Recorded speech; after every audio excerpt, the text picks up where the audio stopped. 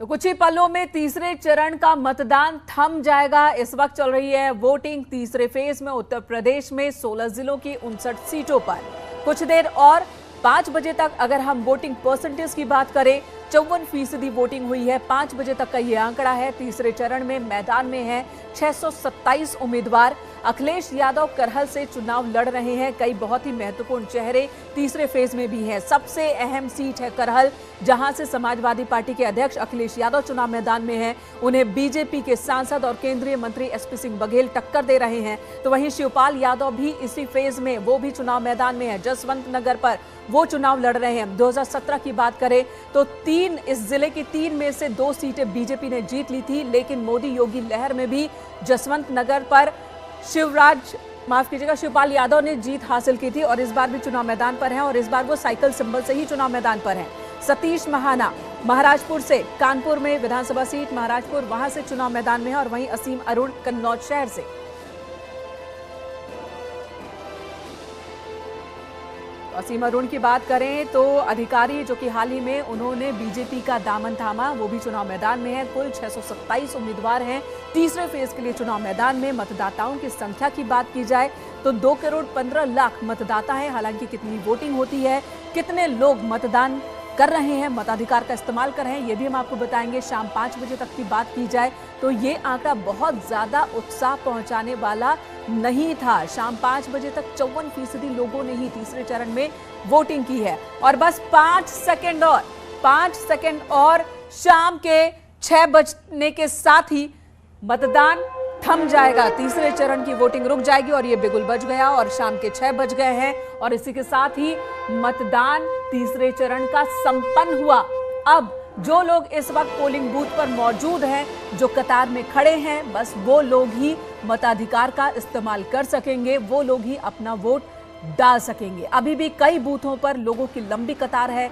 कई जगहों पर शुरुआती दौर में ईवीएम की खराबी की वजह से मतदान की प्रक्रिया देर से शुरू हो पाई थी और यही वजह है कि कई जगहों पर अभी भी लोगों की लंबी कतार है। ये सभी लोग अपना वोट कास्ट कर सकेंगे, लेकिन कतार में अब नए लोग नहीं जुड़ेंगे। तो तीसरे चरण में 16 जिलों की 59 सीटों पर वोटिंग हो रही है। और चलिए अब आपको बता देते हैं कि अभी तक की जो परसेंटेज है, सबसे पहले आपको जिले बता देते हैं कि कौन कौन से जिले जहां पर आज वोटिंग हो रही है। 16 जिले हैं, बहुत महत्वपूर्ण जिले, और इन जिलों का हाल आप अपने अभी टीवी स्क्रीन पर देख सकते हैं कि कहां कितने फीसदी मतदान हो रही है। 59% वोटिंग कासगंज में ये दर्ज की गई है। शाम 5 बजे तक का ये आंकड़ा हम आपको दिखा रहे हैं। शाम 6 बजे तक कितने लोगों ने वोट कास्ट किया है, टोटल कितने लोगों ने वोट कास्ट किया है, ये चुनाव आयोग बाद में बताएगा। उससे पहले फर्रुखाबाद की ये तस्वीर हम आपको दिखा दें। 61% मतदान फर्रुखाबाद में शाम 5 बजे तक हुआ है। और अगले जिले की बात कर लेते हैं। 16 जिले हैं, अगले जिले रफ्तार के साथ आपको दिखा देते हैं। कन्नौज की बात कर लेते हैं। कन्नौज में भी 60% वोटिंग हुई है। कुल जो 5 बजे तक का मतदान का जो परसेंटेज है वो 54% के आसपास का है।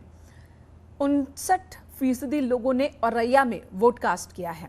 तो औरैया में 59% लोग मतदान के लिए पहुंचे। हालांकि जो परसेंटेज है वो पहले दूसरे फेज से भी कम, फिलहाल जो ट्रेंड है वो नजर आ रहा है कि पहले दूसरे फेज में जितनी वोटिंग हुई है उससे कम तीसरे फेज में। कानपुर देहात की तस्वीर, 59% लोग कानपुर देहात में भी वोट डालने पहुंचे। ये सभी वो जगह जहां पर बीजेपी ने पिछली बार क्लीन स्वीप किया था।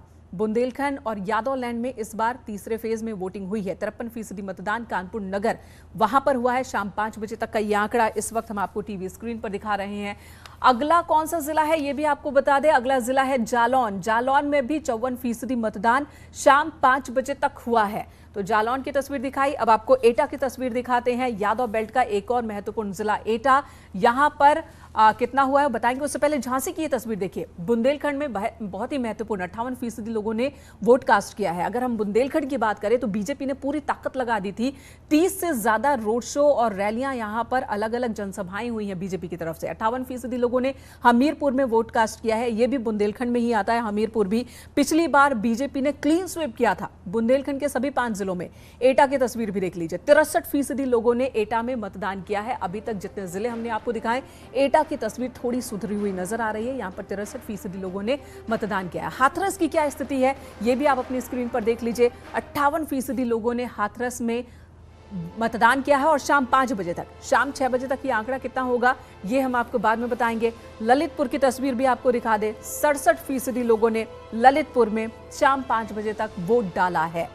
तो मतदान कहीं कहीं तो 60% से ज्यादा है, लेकिन ज्यादातर जगहों पे ये 60% से नीचे ही नजर आ रहा है। और ये थोड़ी चिंता की बात है कि बार बार अपील के बावजूद, चुनाव आयोग की तरफ से मुकम्मल तैयारी के बावजूद, यहां तक कि राजनीतिक दलों से की ओर से बार बार अपील के बावजूद भी परसेंटेज में इजाफा बहुत ज्यादा देखने को नहीं मिल रहा है। यूपी में चुनाव के तीसरे दौर में 16 जिलों की 59 सीटों पर वोटिंग हुई। आपके सामने 16 जिलों की यह तस्वीर इस वक्त आप देख रहे हैं। हाथरस, फिरोजाबाद, एटा, कासगंज, मैनपुरी, फर्रुखाबाद, कन्नौज, इटावा, औरैया, कानपुर देहात, कानपुर नगर, जालौन, झांसी, ललितपुर, हमीरपुर, महोबा, सभी जगह पर शांतिपूर्ण तरीके से मतदान हुआ। कई जगहों पर लोगों की लंबी लाइन अब भी देखने को मिल रही है और कहीं पर धीरे धीरे मतदान की रफ्तार भी बढ़ी। ये तस्वीरें इस वक्त आपके सामने है, अलग अलग जिलों की तस्वीर, जिन 16 जगहों पर 16 जिलों में मतदान आज हुआ। चलिए बात इटावा की कर लेते हैं। इटावा में मतदान को लेकर लोगों में जबरदस्त उत्साह देखने को मिला। वोटिंग को लेकर यादव परिवार में भी उत्साह दिखा। मुलायम सिंह यादव ने मतदान किया।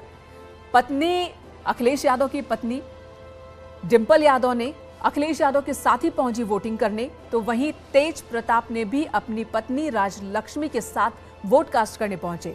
शिवपाल यादव, रामगोपाल यादव वो भी वोट डालने पहुंचे। धर्मेंद्र यादव ने भी मताधिकार का इस्तेमाल किया। तो ये देखिए, यादव कुनबा एक साथ मताधिकार को अपने अपने बूथों पर पहुंचा और बाकायदा इन्होंने वोटिंग से पहले एक फोटोशूट भी करवाया यादव परिवार ने।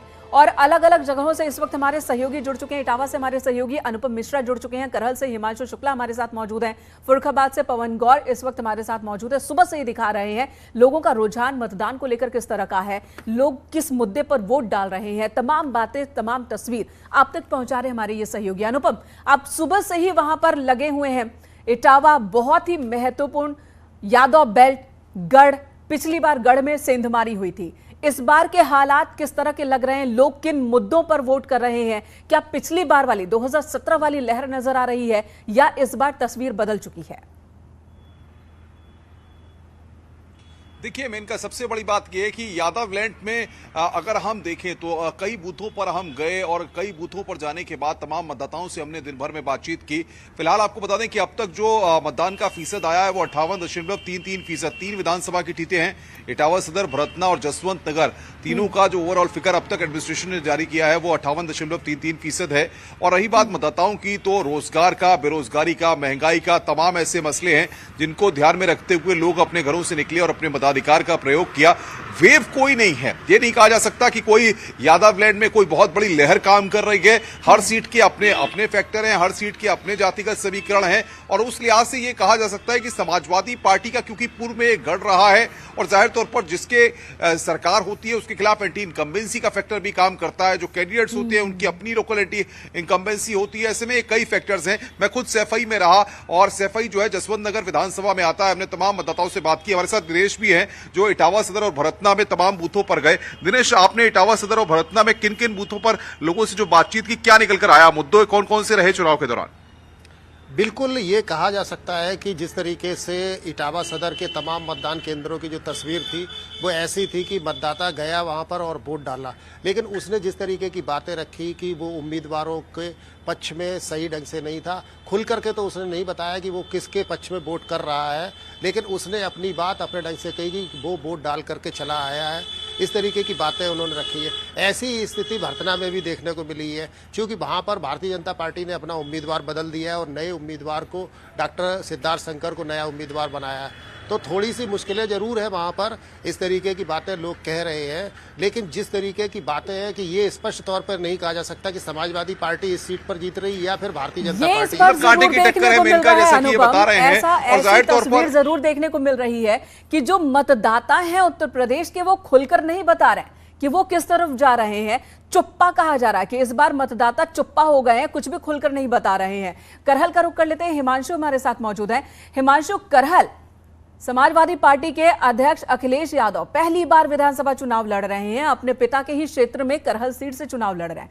पहले उन्होंने कहा था कि मैंने पर्चा दाखिल कर दिया, अब नतीजों के दिन आऊंगा, आने की जरूरत नहीं है। एसपी सिंह बघेल के आने के बाद हमने देखा पूरा का पूरा यादव कुनबा प्रचार के लिए वहां पहुंच गया। आज की तस्वीर कैसे रही, लोगों के बीच किस तरह की बात हो रही है, किन मुद्दों पर वोट करने पहुंचे आज वो? जी बिल्कुल, जो एसपी सिंह बघेल है केंद्रीय मंत्री, उन्होंने गंभीर आरोप लगाए हैं और उनका साफ कहना है कि समाजवादी पार्टी बूथ कैप्चरिंग के दम पर पहले जीतती आई है और उसी तरह का खेल आज भी कई जगह किया है। एक वीडियो भी न्यूज़ 18 को भेजा है एसपी सिंह बघेल ने, जिसमें साफ दिख रहा है कि 5 लोग एक ही मशीन के पास हैं।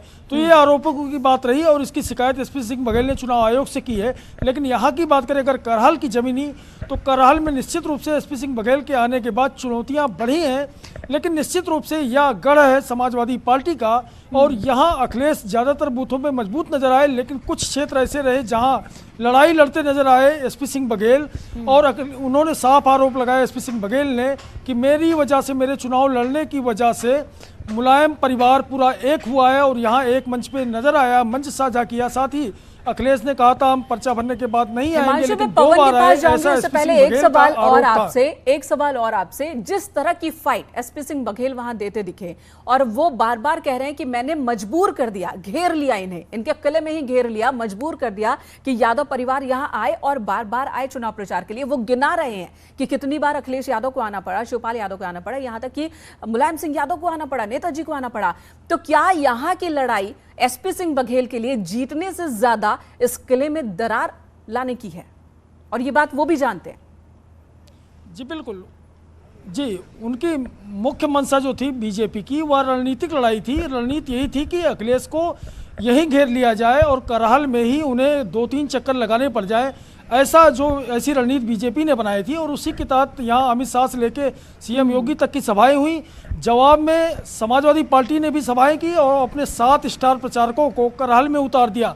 तो लगातार यहाँ की लड़ाई जो है होती रही, आरोप प्रत्यारोप का दौर चला। बहुत ही दिलचस्प। अब तो वोट कास्ट हो गया है, जो लोग बचे हैं वो भी अपने मताधिकार का इस्तेमाल कर लेंगे। देखना होगा 10 मार्च को कि नतीजे क्या है। हालांकि करहल के नतीजों को लेकर कहा जा रहा है कि ये एक तरफा ही है, चाहे कितनी भी कोशिश एसपी सिंह बघेल कर ले। फर्रुखाबाद से पवन गौड़ हमारे साथ मौजूद है। पवन, वहां के भी हाल बताए, वहां पर वोटिंग परसेंटेज शाम 5 बजे तक क्या रहा, लोगों में उत्साह किस तरह का देखने को मिला?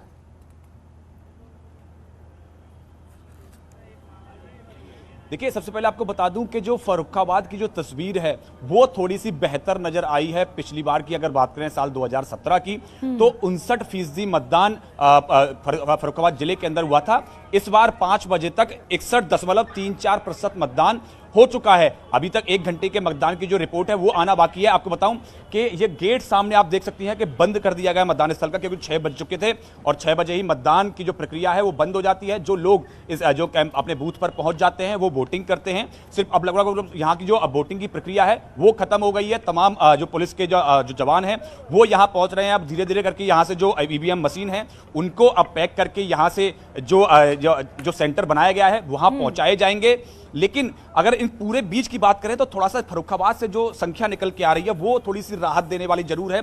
2% मतदान में 5 बजे तक ही बढ़ोतरी हो चुकी है पिछले विधानसभा चुनाव की तुलना में। और 6 बजे तक उम्मीद करेंगे कि ये बढ़ोतरी हो और ज्यादा आंकड़े मिलेंगे। अगर बात करें विधानसभा वाइज यहाँ के, जब फाइनल आंकड़ा आए परसेंटेज का तो उसमें ये बढ़ोतरी नजर आए, ये उम्मीद करेंगे। अनुपम, ब्रेक का वक्त हो चला है। धन्यवाद। इस वक्त आप तीनों का ही लगातार तस्वीर आप हमारे दर्शकों तक पहुंचा रहे हैं, मतदान की तैयारी से लेकर मतदान के दिन तक, लोगों के मिजाज से लेकर जो नेता हैं उनके भाषणों तक हमारे दर्शकों तक पहुंचा रहे हैं। एक ब्रेक के लिए रुकेंगे, तुरंत लौटते हैं।